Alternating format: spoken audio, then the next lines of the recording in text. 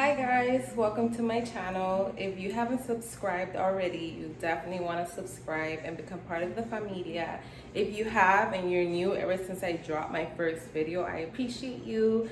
Welcome to the familia, like I said, and I really hope that you enjoy my videos, and which I can tell you ahead of time that you will.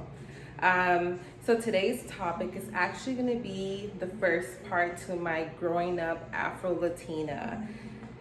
I don't, maybe it's like a series because there is a lot of parts to it. Obviously, I'm 28 years old, as you can imagine. There's like a couple of chapters. Um, but yeah, so growing up Afro-Latina obviously means, in my perspective, I'm mixed with Afro side and also the Latina side. So a little bit about that, I feel like it's also an advantage because you know how to speak Spanish, you're brown, so sometimes people don't know that about you. It can be kind of annoying sometimes too, because then they'll ask you a lot of questions. But anyways, it's still an advantage because you speak Spanish and then you speak also English. So you have two languages. So definitely want to give that positive out there because it's actually really positive to be Afro-Latina. So now let me go back to my stories as I can remember. Let's start with my early hood memories. So for me, elementary school, I actually can remember a couple of things, not every single thing like in middle school, but for sure in elementary I have some memories. And most memories are pretty, good. So I'm blessed for that for sure. But one experience for me, I think elementary school, I actually didn't really see myself any different. So I don't have any memory of feeling like there's something wrong with me. At that time it seemed like I was just, a little girl. I had a lot of friends. I had a favorite teacher. I had close friends.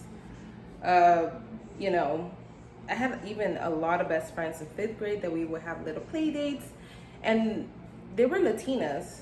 So at that time, obviously I'm a brown girl, so I was with three Latinas, but I'm Latina as well, so I felt at home. There was nothing weird about it for me. They didn't seem to feel weird, so I feel that at a young age, just to add, now looking back, that's a good sign because basically I wasn't really looking at skin colors anyway. So, I was more like, okay, we're family. I'm comfortable. You're my friends. So I guess that's just a little insight. It still is part of my story. So then moving on a little bit more to middle school, I start to see a little difference in me. I was actually very quiet in middle school. And from what I hear, I could have been a little mean. So if you went to middle school with me and I did something mean to you, I'm so sorry. I don't remember. And, middle school is a time that you're still developing your personality. So I don't think it was from a bad place. I think I was just, figuring out life. But the interesting part that a lot with has to do with my Afro-Latina experience is what I was raised. So my mom is Salvadorian. She is brown. Like we're all the same bright. There's even colors, no colors, but there is colors in the world. So she was actually much lighter. She's almost like vanilla color, and I'm her daughter. So a lot of what I've experienced, even around that age in elementary, was like, is that your mom? Like, is it really? Like, wow. My mom even told me a story that they would even think that my godmother, which is my godmother through my Cuban side, they would think we were her kids a lot of the time. So I was like, wow, like, that's weird, but my mom, she's a friendly woman, so she was always like, oh, it's okay, and she wouldn't mind it. Sometimes she would even play along, like, yeah, they're not, they're her kids. So see, she definitely had like a good humor, and she was very humble about the experience. So I don't actually remember those stories, but it did happen. So I kind of found it just interesting when I got older, and I was like, oh, wow, so I started to kind of look at, there is differences, when you have a kid. I mean, it could be, like I said, white. You have an Afro child. They won't assume it's yours. You know, so a lot of the times growing up Afro-Latina, as you get older, you do start to see like, you start to wonder the difference of identity, and I'm black or am I Hispanic, and what? Are you not black? People are asking you all those questions. So in middle school, that really didn't happen because I was so quiet anyway. So a lot of people didn't ask me like, are you sure? Or I'm confused about your race. Everyone's still kind of like minding your business in middle school.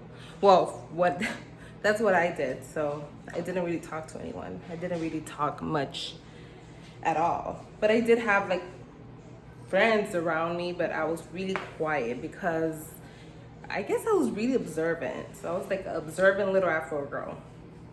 Just watching, like, say something in Spanish. But the irony, just to break the ice already, you don't encounter, like, I don't encounter other Latinos speaking negatively about me in Spanish. Like, I would think one out of, probably happened like no more than 2 times, not even 2 times, maybe once, that was kind of weird. So I was like, is it because, you know, because he started to talk Spanish, thinking I probably don't understand, but I was like, I understand what he's saying. He was talking like in the back, and I'm like in the customer service position. So I was like, in my head, like, what? But that was just one time. So when I've been out in the community, no one says nothing bad about me in English because they think I'm black, right? Because that's a big assumption. Like, do they say something bad about you in their language? I'm like, no, they actually don't. Not even when they don't know me.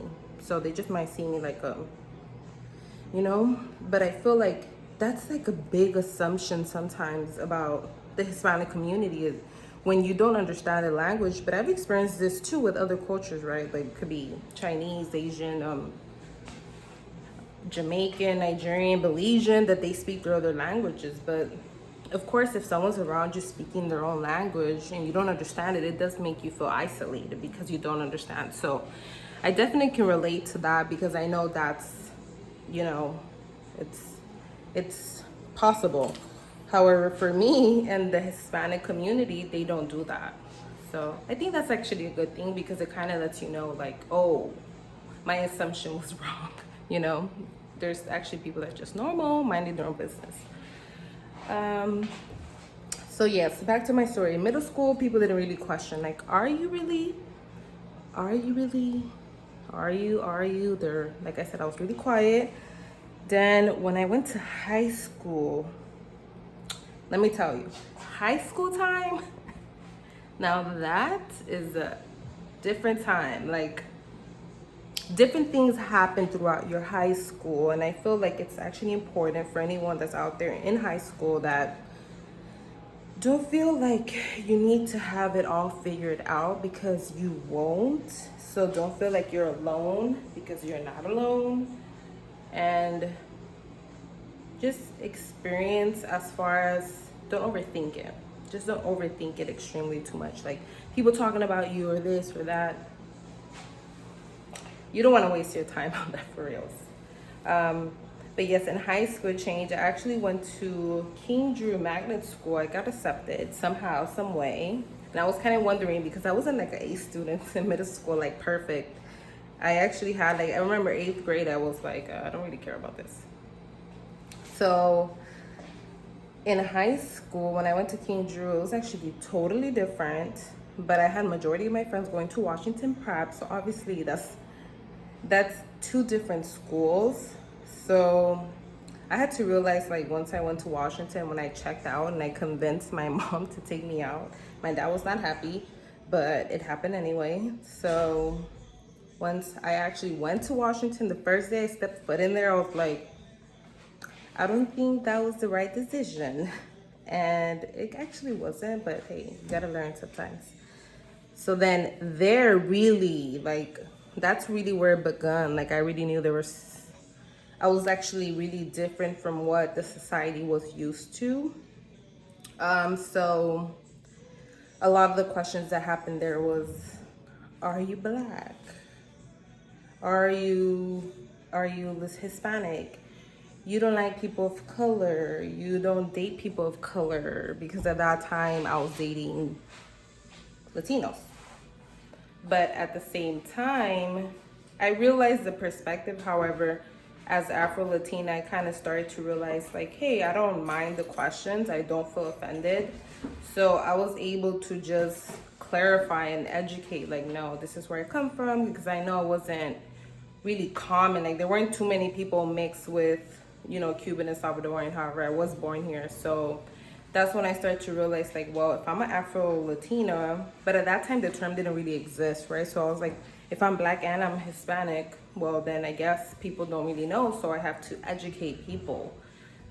So I did educate in my high school. I was like, hey, you know, I'm from here, like, you know, where are you from? And I used to have to give them examples. They were like, oh, okay, I see what that means, because at that time they were assuming that the whole Hispanic culture is Mexican, right? But I was telling everybody that no, that's not the only. There's like Colombians, there's Cubans, there's Puerto Ricans, there's variety. Like the same thing applies for the African culture. It's just not just one. It's a different, you know? So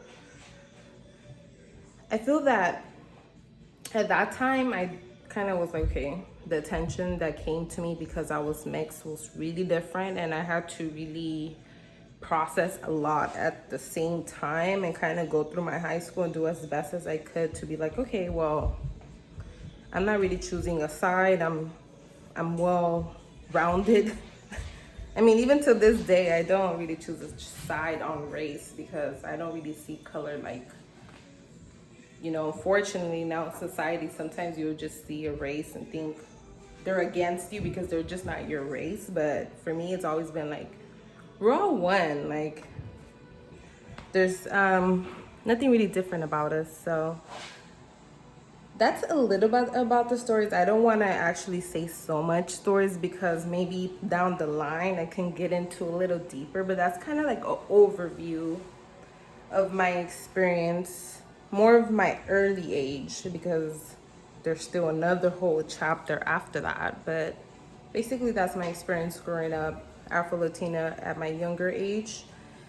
And all I can say for anyone out there that just feels like they're different, it doesn't even have to be Afro-Latina, but just be okay with where you come from, accept it, embrace it, and try to do the best to just educate everyone around you about your culture and not really be defensive, because I feel like if you become defensive, that's like a disadvantage because you're looking at the wrong picture. When sometimes when you're mixed, people just don't know how to relate to you because they kind of think like, I don't really know too much about your culture, so you know, they might be shy or something. So definitely create that environment where you just like, hey, this is where a little bit about us. Like for me, when I would say about Cubans, I'm like, Cubans are known to be crazy from what I'm here. and they love to dance. Then Salvadorians, I think they're kind of a little hot-headed too from what I hear. But I think every race ends up being a little hot-headed in their own little way, right? And then of course, Cubans love to have a good time. And like I would say there's levels to everything. Cubans go a little tad bit. Salvadorians can too. Salvadorians like to just have a good time. Like, so imagine that combination. Whew. Now you gotta be a little careful there, little careful. So then I'm born here, trying to just get a hold of everything. So hey, you know, that's a little, I guess a little insight about my experience. If you have any experiences of being your race, any race, it doesn't matter, and you think it's something anyone could learn from, or you think maybe it's just like, wow, you know, this is what I experienced, feel free to leave it in the comments. I would like to, you know, hear some cool stories of other people that have had, like, you know, what's your experience growing up in your culture, you know? So ultimately we can all still somehow, we're gonna be able to relate and be like, hey, you know, we're all different in our own little way. And that's the beauty of it. So yeah, guys, happy Saturday. If you see this video tonight, when I drop it on time, I hope. But if you don't, happy Sunday. And I really hope you guys have a good productive day. Try to get out there and work out because you know the whole pandemic now. So stay safe. Subscribe to my channel, and that's my daughter in the back. Bye.